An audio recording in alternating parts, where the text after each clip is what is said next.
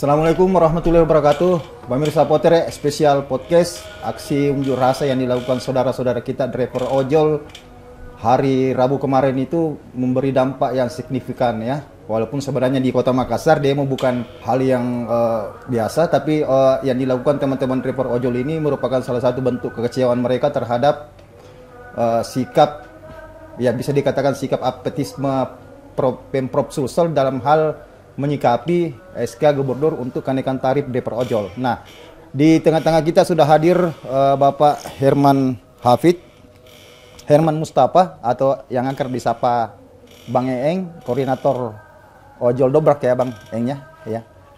Ada juga Bapak Hafid perwakilan ojol Sulawesi Selatan. Nah, seperti apa sih tuntutan-tuntutan mereka? Apa yang melatar belakangi aksi tersebut? Dan sekadar informasi pemirsa NSTV bahwasanya yang kemarin itu bukan aksi yang terakhir.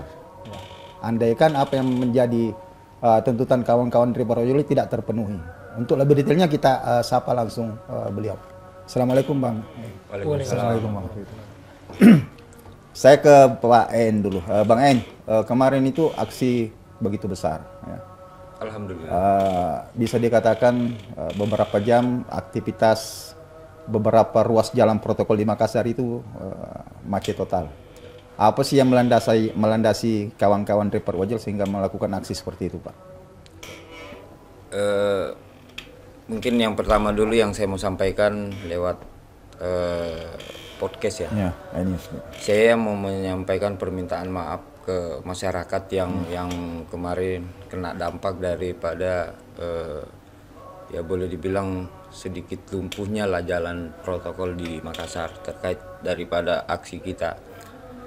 Kemudian ke substansinya yang melandasi kita melakukan itu, saya mungkin menyampaikan dari psikologisnya dulu.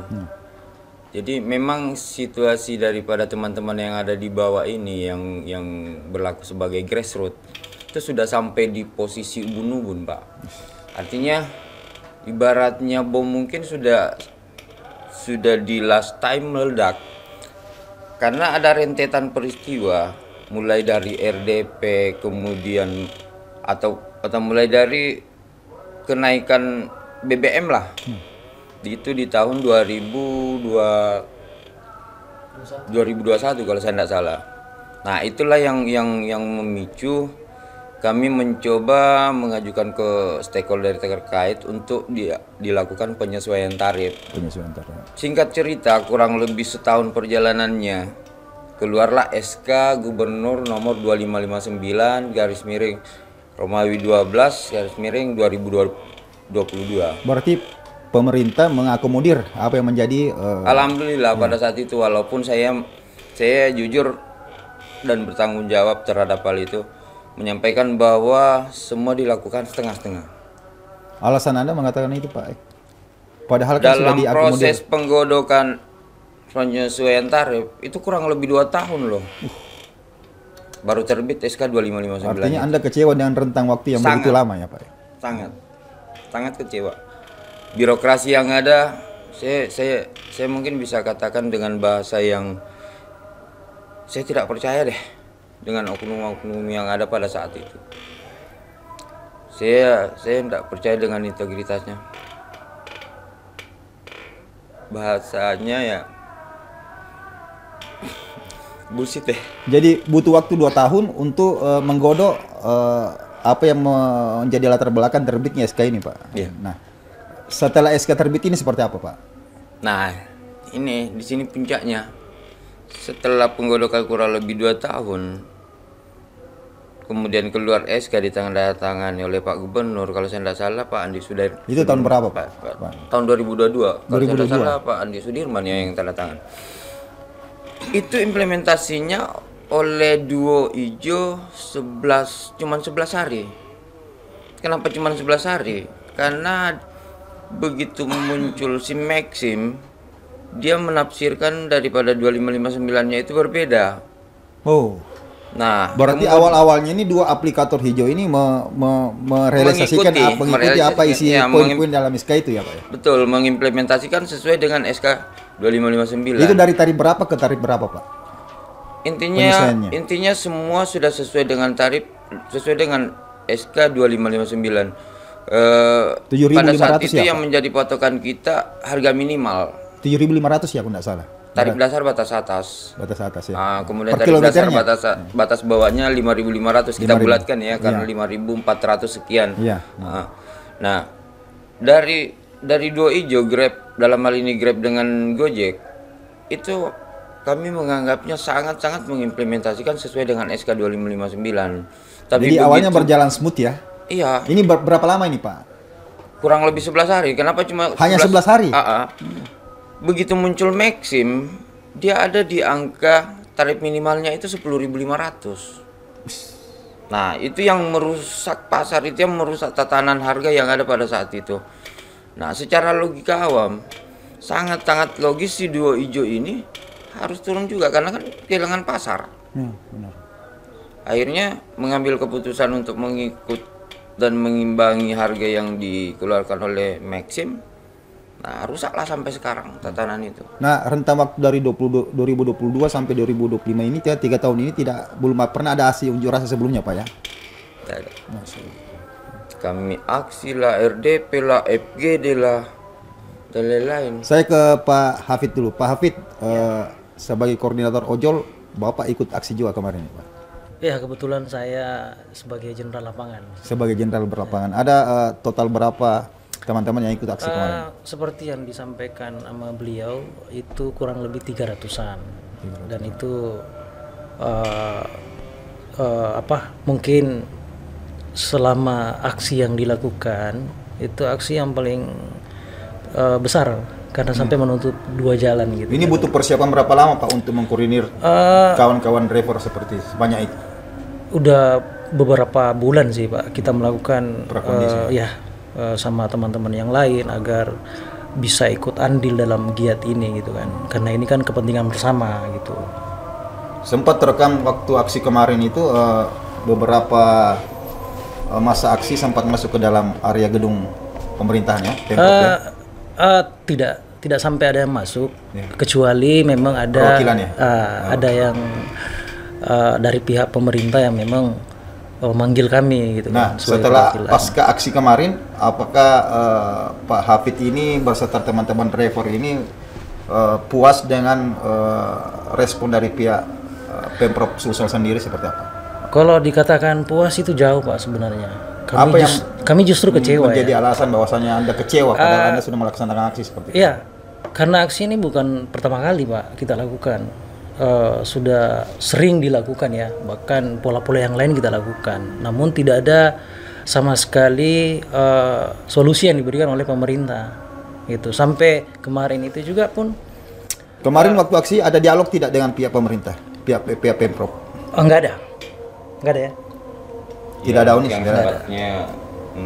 Tidak ada. Jadi mengambang ya? Ngambang. Lagi-lagi kita mentok di hal yang sama dari kemarin-kemarin Pak. Sebenarnya kita berharap ada solusi cepat yang memang harus dilakukan oleh pemerintah daerah. Bapak mengatakan tadi kecewa dengan respon pemerintah Sulsel, sementara aksi yang Bapak dan teman-teman lakukan itu kan lumayan besar ya. Saya katakan tadi di opening bahwasanya itu bisa membuat lumpuh arus lalu lintas di beberapa ruas jalan protokol Pak. Itu bukan rentang waktu 1-2 jam, ini lebih dari 2 jam Pak ya. Sebenarnya gini Pak, mohon maaf ya. Kita tahan dulu Pak Hafid, Pak Eng, setelah pariwalayan satu ini.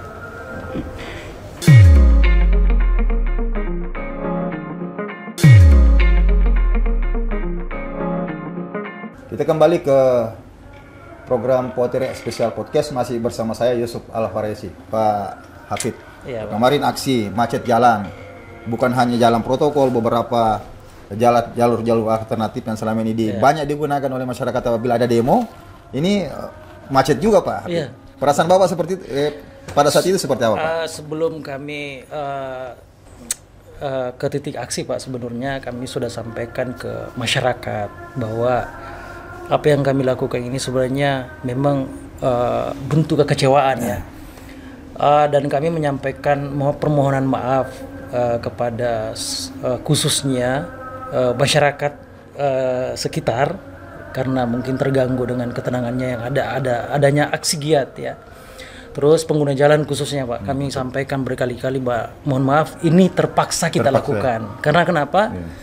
Kami sebenarnya tidak mau yang seperti ini. Saya bisa menangkap kegelisahannya teman-teman driver berdasarkan apa statement yang disampaikan Pak Ein tadi, bahwasanya ini adalah puncak akumulasi setelah 3 tahun terakhir ini berproses. Belum ada hasil sama sekali Pak. Sebenarnya bukan 3 tahun. Bukan 3 tahun ya? 4 tahun lebih sebenarnya. 3 tahun Mas. Dari awal kita melakukan penggodokan SK Gubernur itu Pak, parah. Penggodokan 2559 kurang lebih 5 tahun. Kurang lebih 5 tahun. Tapi begini Pak, lagi-lagi saya lanjut ke respon pemerintah Pemprov nih. Saya agak sedikit penasaran sih. Pada saat Anda aksi apa dan sebagainya, kan salah satu upaya yang dilakukan pemerintah untuk meredam aksi tersebut kan nggak ada dialog apa dan sebagainya. Itu ada mereka terima Bapak secara resmi atau apa Pak? Oh tidak. Di sub, baik dari di sub? Di sub, walaupun di subnya ada ya Pak ya. Cuman lagi-lagi outputnya kami tidak dapat. Iya. Pak Eng, salah satu tuntutan teman-teman yang kami bisa tangkap pada saat aksi berlangsung itu adalah bertemu dan berdialog dengan gubernur terpilih kita, Pak Andi Sudirman Sulaiman. Ini terrealisasi atau tidak Pak pada saat itu? Jadi gini, saya sambil menambahkan sedikit tadi terkait daripada respon pemerintah pada saat kita aksi kemarin. Sebenarnya adalah upaya-upaya dialog yang dilakukan. Nah, cuman kami menganggapnya bahwa konteks itu sudah tidak relevan lagi menurut saya. Harusnya sekarang sudah sampai di titik Pak Gubernur harus turun tangan, kementerian harus turun tangan, karena ini kan waktu teman-teman tersolimi ini bukan dalam waktu yang sedikit, kurang lebih 5 tahun kalau kita mengakumulasi dari penggodokan. Nah, instansi terkait kemana selama itu? Padahal sudah ada diktum yang tertuang di SK 255 itu ya Pak. Ada perubahan harga BBM pada saat itu yang menjadi trigger kita mengajukan penyesuaian tarifnya. Kan itu semua yang menjadi parameternya. Nah, makanya tadi saya sampaikan bahwa respon pemerintah masih setengah-setengah. Padahal Bapak berharap ada punishment ya yang dikeluarkan pihak pemerintah terkait aplikator yang tidak sesuai dengan apa yang tercantum dalam SK itu ya, begitu ya Pak? Itu untuk persoalan keduanya. Tapi yang menjadi permasalahan utama kan respon pemerintah yang seharusnya seperti yang disampaikan di saat mungkin kayak kampanye apa dan segala macam. Nah, kemudian terkait kemarin, memang sebelum kita melakukan aksi di hari hanya itu ada rapat pemantapan bersama seluruh ketua-ketua yang ada. Kami memang menjadikan poin bahwa dalam prosesnya yang menjadi tuntutan implementasi 2559 itu harga mati segera. Terus yang kedua, dalam prosesnya nanti di lapangan atau teknisnya, kami hanya menerima negosiasi jika itu dilakukan oleh gubernur. Kenapa kami menyampaikan seperti itu? Karena itu tadi. Jadi sudah kurang lebih 5 tahun. Tidak ada lagi celah dialogis terkait dengan poin-poin yang terdapat di SK itu Pak. Ini dari pihaknya Bapak ini itu wajib hukumnya ditindaklanjuti ya secara menyeluruh oleh semua aplikator tanpa terkecuali. Karena kan begini, semua kan sudah ada 2559 ini apa tarif yang ada, tarif dasar batas atas, tarif dasar batas bawah yang ada ini kan sudah dilegitimasi berbentuk SK. Nah, sekarang pertanyaannya, apalagi yang kurang nih oleh aplikatornya sampai belum diterapkan? Bapak tahu bocorannya kenapa pemerintah tidak mengawal full SK itu Pak? Bocoran dalam hal ini bisikan-bisikan atau apa segala macam yang menjadi rahasia umum sebagai trigger utamanya Pak ya, yang kita maksud. Saya mungkin terlalu naif kalau mau menyampaikan di sini karena itu kan harus berdasar data dan fakta kan. Nah, tapi kalau asumsi yang berkembang di luar itu seperti apa, Pak? Saya berani mengatakan, saya berasumsi bahwa terlalu besar kepentingan yang membatalkan semua prerogatif daripada pejabat-pejabat yang seharusnya mengambil kebijakan dan menyelesaikan persoalan reper online. Ya, ransunya kan di sini Pak. SK sudah ada. Secara legitimate itu kan sudah legal ceritanya. Nah, di satu sisi SK belum ditebalkan tapi tidak dilaksanakan secara menyeluruh. Nah, pasti Bapak melakukan investigasi terkait ini apa alasannya apa dan sebagainya. berdasarkan asumsi tadi itu pernah melakukan itu, Pak? Tapi polanya lebih kepada pendekatan persuasif. Persuasif. Ya, betul. Ini bukan waktu yang singkat loh, Bang. Ini dari tahun 2002 sampai tahun 2005 ini kan. Masya Allah, ini sampai butuh waktu 3 sampai 4 tahun ya untuk itu. Kurang lebih, Pak. Kurang lebih. Nah, sejauh 4 tahun itu tidak ada punishment yang diberikan pemerintah terhadap aplikator yang membandel terkait SK ini, Pak? Cuman sampai di tahapan ngancam lah. Apa bahasanya ya? Bahasa hukumnya apa ya?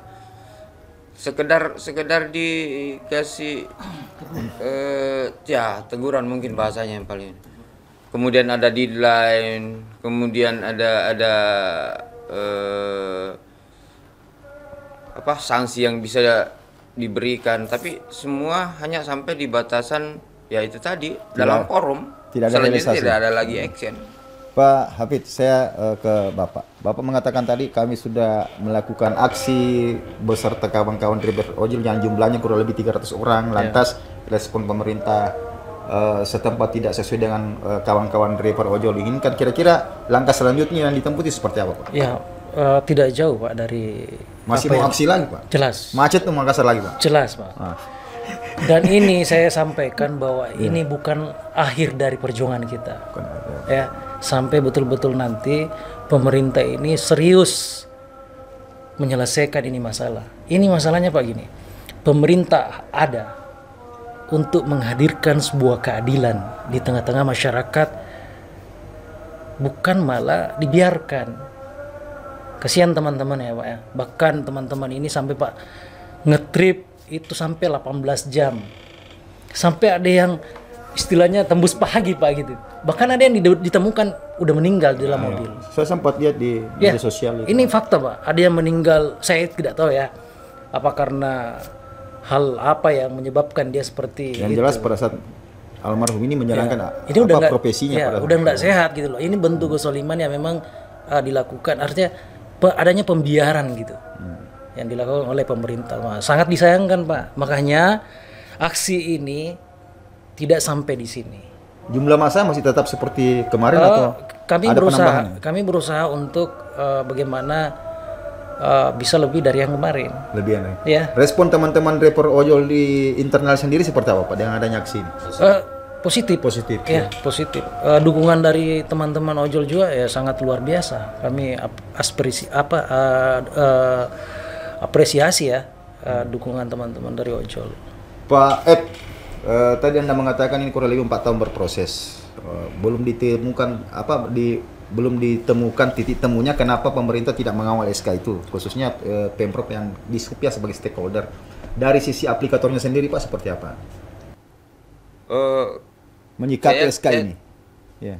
Saya menganggapnya bahwa aplikatornya merespon, kecuali si Maxim ini, karena kemarin pada saat kita melakukan pertemuannya, saya menganggapnya bukan pertemuan resmi ya, karena itu diundangnya kita itu di warkop. Sangat simpel dan sederhana jawaban daripada para legal dari Maxim yang hadir dari Jakarta itu. Di saat kita menyampaikan sampel, kemudian kami menganggapnya bahwa itu tidak sesuai dengan SK 2559, langsung ditantang kita dengan, ya saya membahasakan ditantang ya, karena budaya kita sebagai orang Bugis Makassar. Jadi begini bahasanya, kalau Pak tidak sepakat dengan itu, lapor saja Pak.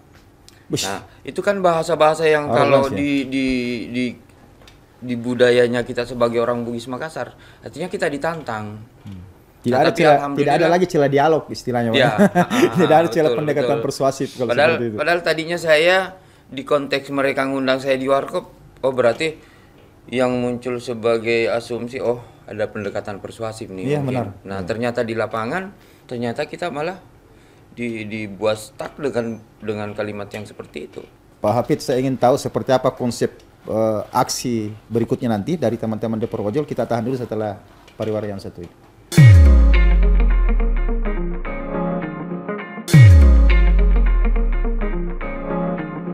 Kembali lagi bersama saya Yusuf Alfaresi di program Potere Spesial Podcast. Pak Hafid, Pak Ed, tadi Anda mengatakan akan ada aksi yang jauh lebih besar lagi. Saya melihatnya ini sedikit aneh dari sebelumnya, Iya. karena baru kali ini ada undangan rapat terkait penyesuaian tarif atau terkait dinamika yang ada di angkutan sewa khusus, ini ada sampai ada dari Kostrad, kemudian dikawal ya, dikawal. Mungkin Forkopimda, melihat dari dinamika yang kemarin kita benar. sampai mungkin melumpuhkan Makassar atau gimana. Makanya, tapi saya punya harapan gini, mudah-mudahan saja ini adalah salah satu bentuk atensi yang diberikan oleh aparat penegak hukum di saat mungkin mereka sudah menangkap bahwa teman-teman yang aksi kemarin itu betul-betul hanya sampai di persoalan yang sangat-sangat sederhana. Artinya mereka menuntut ini hanya persoalan perut yang sudah dilegitimasi berbentuk SK. Dan negara wajib hadir di tengah-tengah kawan-kawan driver ojol. Saya mungkin tunggu Pak, saya mungkin enggak mesti menyebut negara. Saya mau menyebutnya Pak Gubernur lah. Pak Gubernur ya. Baru kurang lebih 13 hari Pak dia ngantor. Hadirlah. Iya, hadir. Menyampaikan minimal masih baru ini teman-teman dengar janji-janji kampanye yang kemarin, minimal itu. Sempat dijanjikannya maksudnya kan ada janji kampanye untuk kesejahteraan masyarakat. Masyarakat. Yang hadir kemarin ini kan walaupun tidak spesifik kepada transportasi online atau kepada driver online. Tapi itu menjadi tanggung jawab pemerintah. Ya itu yang saya maksud. Nah hadirlah melihat dinamika yang ada. Jangan sampai di saat nanti teman-teman coba menggagas hal yang sama muncul konsekuensi yang tidak diinginkan itu. Pak Hafid, andaikan ada upaya supaya aksi kedepannya tidak terrealisasi, apa tanggapan Anda Pak? Maksudnya Pak? Misalnya ada upaya dari pihak pemerintah terkait supaya jangan teman-teman driver ojol jangan melakukan aksi lagi dong. Kira-kira tanggapan dari Pak Hafid ini seperti apa? Iya pastinya kalau apa yang teman-teman inginkan Pak terrealisasi, saya rasa kami jamin ya. Saya sebagai jenderal lapangan di situ akan menjamin teman-teman tidak akan melakukan aksi. Itu. Selama tuntutan teman-teman driver ini terpenuhi ya Pak ya? Ya, itu. Ini sudah harga mati ya Pak? Iya. Karena kenapa Pak? Kenapa kami lakukan segala macam? Tadi saya sampaikan Pak, diplomasi yang kita lakukan dari hati ke hati ya. Bahkan itu Pak yang kita lakukan Pak kadang tersendak gitu. Ya tidak semulus itu gitu kan. Negosiasi yang kita lakukan, pertemuan tidak ada Pak, sampai aksi hari ini pun tidak ada sama sekali. Makanya saya masih penasaran ini Pak Hafid. Ya. Hasil dari aksi kemarin itu apa Pak? Itu muncul undangan lagi untuk melakukan rapat. Boleh dibilang levelnya naik lah sampai di kementerian yang mentok lah. Padahal substansi pertemuan itu sudah dilakukan sejak beberapa tahun kemarin ya Pak ya. Hal-hal seperti ini ya. Bukan hal yang baru bagi teman-teman driver ojol ya. Cuma mungkin gini Pak, saya perlu sampaikan juga ya bahwa memang perlu pemerintah ya dalam hal ini stakeholder yang berkaitan ini paham benar-benar substansi permasalahan yang ada. Terutama di sub ya Pak. Iya, karena bukan apa dampaknya ini Pak bukan hanya yang dirugikan driver online, tapi pengguna. Kenapa saya katakan pengguna? Karena seringnya terjadi miskomunikasi, bahkan kekerasan terjadi Pak antara driver dengan penumpang. Karena apa? Sebuah kebijakan Pak Hafid, sebagai saya potong dulu Pak Hafid, sebagai jenderal lapangan, ini peserta aksi nantinya ini khusus dari Kota Makassar atau ada dari daerah-daerah lain Pak? Ada beberapa dari seperti Maros, Goa, Takalar ya. Ada dari luar, ada dari Bone gitu kan. Sampai Bone ya Pak datang ke sini juga? Karena ini SK berlaku untuk Sulawesi Selatan Pak. Sulawesi Selatan benar. Ya, bukan hanya sampai Makassar sejauh ini saja. tercatat berapa driver ojol yang tergabung dalam organisasi yang Bapak pimpin dan Pak Ep? 600. Kurang lebih 600 Pak? Iya 600. Lumayan besar juga Pak ya? Iya. 600. Pak Hafid, ini kita sudah berada di segmen terakhir. Sebenarnya masih ada hal-hal yang membuat rasa penasaran saya ini sehingga tapi kita dibatasi oleh waktu Pak Ep, kita dibatasi oleh waktu Pak Hafid. Mungkin ada closing statement buat masyarakat umum khususnya pemirsa kami di NSTP terkait aksi kemarin dan rencana aksi kedepannya seperti apa Pak? Jadi terkait aksi kemarin tetap saya mau sampaikan seperti di opening tadi bahwa saya sangat-sangat memohon maaf atas segala konsekuensi yang timbul akibat kami melakukan aksi di depan kantor gubernur kemarin. Tapi sebagai penyeimbang ya, bahwa saya ingin sampaikan bahwa yang kami lakukan betul-betul tujuannya sangat-sangat sederhana, bukan untuk hal-hal yang bisa membuat kami jadi kaya atau jadi sejahtera, tapi ini murni persoalan perut, murni betul-betul persoalan untuk anak dan istri, murni betul-betul persoalan untuk bagaimana caranya supaya dapur masih tetap bisa berasap itu. Jadi kepada masyarakat umum, khususnya masyarakat Kota Makassar, saya mewakili teman-teman DO sekali lagi mohon maaf atas segala konsekuensi yang timbul daripada aksi kita kemarin. Itu mungkin Pak. Ya, terima kasih Pak Hafid. Ada yang ingin disampaikan Pak? Kurang lebih saya hanya menambahkan saja Pak. Lagi-lagi mohon maaf, dan sebelum itu kan kami lakukan pemberitahuan melalui sosial media, surat edaran pemberitahuan bahwa ada giat, ada penyampaian juga ke pihak kepolisian ya sebelumnya. Ada. Semua kami lakukan Pak, tidak keluar dari jalur yang memang sudah ditentukan. Semua kita lakukan. Makanya andai kan ada solusi yang lain, mungkin aksi ini tidak ada Pak. Tidak mungkin, tidak mungkin, ya? tidak mungkin Pak. Kalau andai kata pemerintah sigap, pemerintah berpihak ke masyarakat yang berprofesi sebagai driver online Pak, ini tidak mungkin terjadi sebenarnya. Karena yang kami datang di situ Pak, semua teman-teman yang datang di itu keluarganya menaruh harapan bahwa bisa ada solusi dari pemerintah, tapi sampai sekarang nggak ada. Ya, kita berharap kedepannya nanti pemerintah betul-betul responsif dalam hal menyikapi apa yang menjadi bukan keluhan, bentuk kekecewaan teman-teman driver, sehingga tidak ada lagi aksi-aksi yang bisa dikategorikan membuat aktivitas masyarakat yang melintas di lokasi tersebut itu bisa terganggu. Pak, terima kasih atas kehadirannya. Tapi Pak, boleh nggak saya menambahkan sedikit? Bisa Pak. Ya, sebenarnya apa yang disampaikan ini Pak, ini masih banyak yang kurang yang perlu disampaikan sebenarnya. Tapi karena waktunya memang terbatas.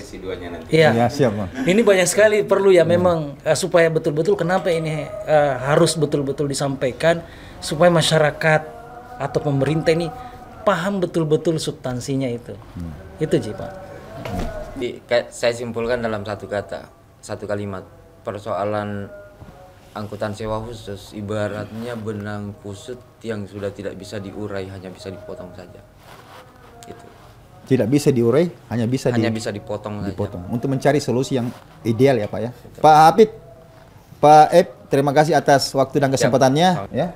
Kita berharap seperti itu, ada solusi yang benar-benar tepat sehingga kawan-kawan driver ojol yang bagian dari masyarakat kecil ini bisa terjamin hak hidupnya. Terima kasih banyak atas perhatiannya. Selama kita pada selama. Assalamualaikum warahmatullahi wabarakatuh.